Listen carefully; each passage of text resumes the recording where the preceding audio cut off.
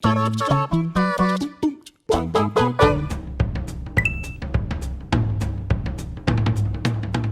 me, the worst game of the year has to be something that encapsulates the idea of, a missed opportunity. It's technically not very well polished. It's something that, maybe has little flashes of something that could be so much better and yet squanders every opportunity left, right, and center. So for me, the worst game of the year is the Avengers. It was the first thing I thought of when I read the idea of what's the worst game of 2020. And as much as obviously there'll be, more broken games out there'll be stuff that, some Steam greenlight project that barely, holds together. I get that would be the worst game, but I think that once you start factoring in the IP, the Avengers, the idea that it's the first, AAA Marvel superhero game ever, especially across this generation, like Marvel have held back so much. Obviously we have Spider-Man, I meant a cumulative project, an Avengers project. It should have just been so much more. And I did the review for it, I gave it 3 stars or 2.5 stars or something, because I thought that it had a lot of promise in regards to, the story is sort of a primer for the multiplayer, and I expected a lot more to come over time. But they've just squandered everything for that game. It's just this weird, empty, soulless, rerunning loot grind where you just kind of have to just keep redoing the same areas over and over again to unlock items that you can't even see because the loot system is invisible.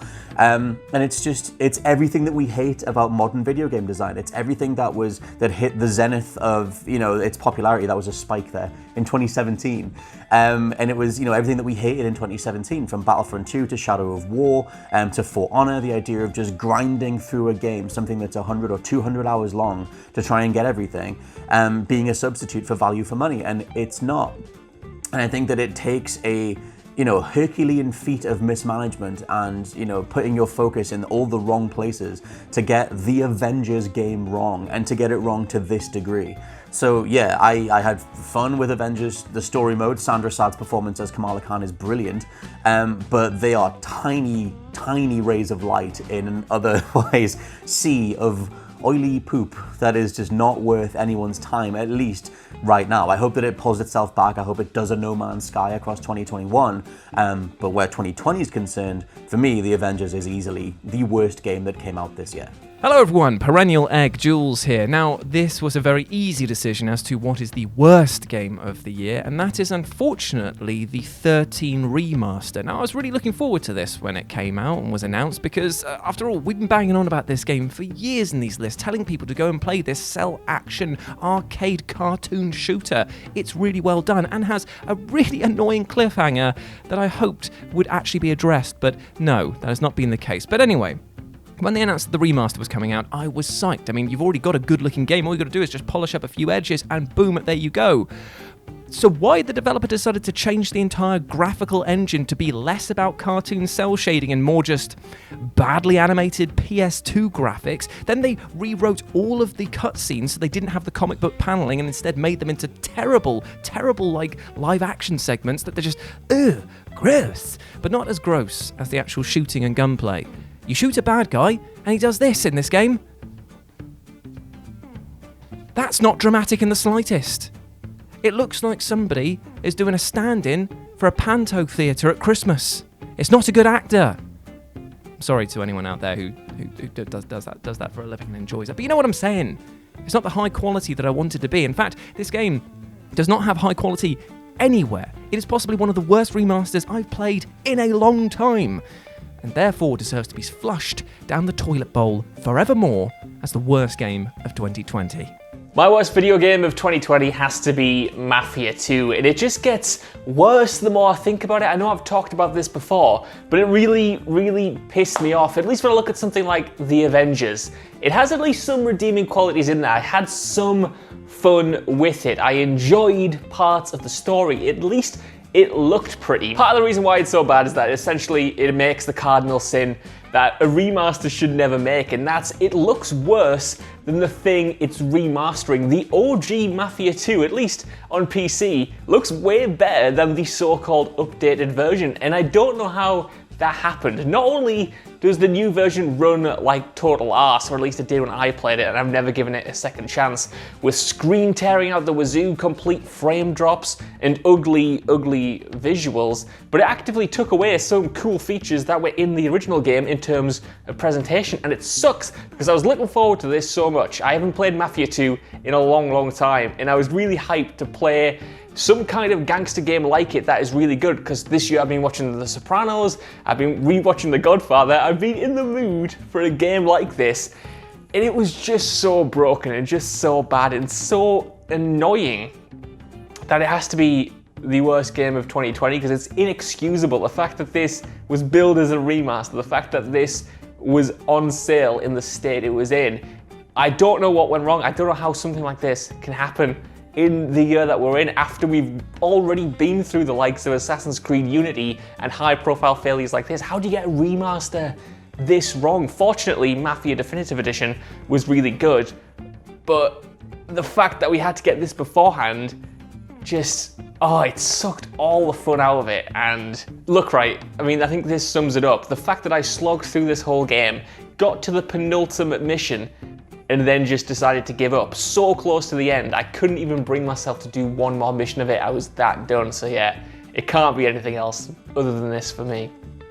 Okay, so 2020 was an amazing year for video games, but there were a few stinkers. Thankfully, I have impeccable taste, and I tend to avoid games that are generally quite bad, but every now and then a moment of weakness comes through.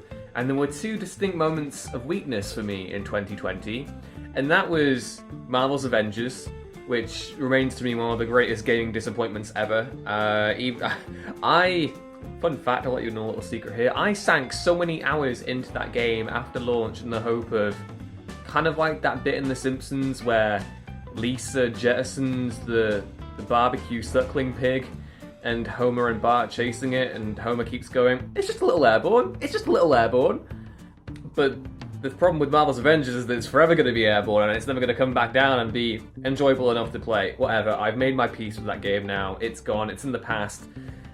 The other game, however, that I do feel probably one of the worst of the year, and it gives me no pleasure to say this because it's genuinely quite sad, and that is Predator Hunting Grounds. Now, I was a fan of the Friday the 13th video game. I mean, we're all familiar with the jank of that game, how buggy it was, but overall, you know, it was a really cool story to get behind. These fans, these independent developers, get the Friday the 13th license and come up with a great idea for a game. It has some really genius mechanics. The execution might not have been there where it needed to be, but the hearts were in the right place and the ideas were there.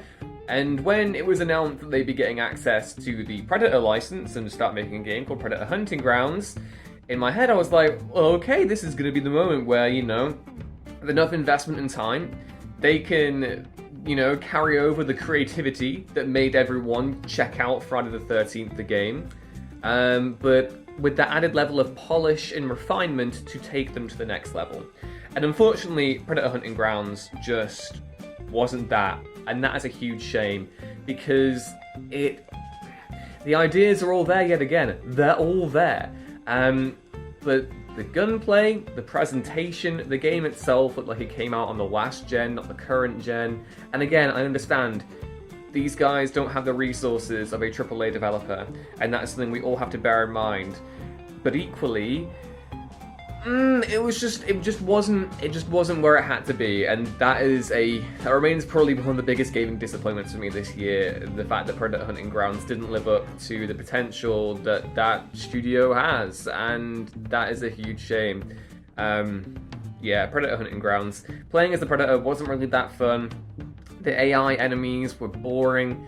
And yeah, the gunplay was just really bad and janky and laggy, and it just wasn't great. And I think at this point, you know, it needed to be better, and it's just a shame. I enjoyed the Predator cameo in Ghost Recon Wildlands more, where they were just a bullet sponge, and the theme from Predator the movie just played over and over again. That's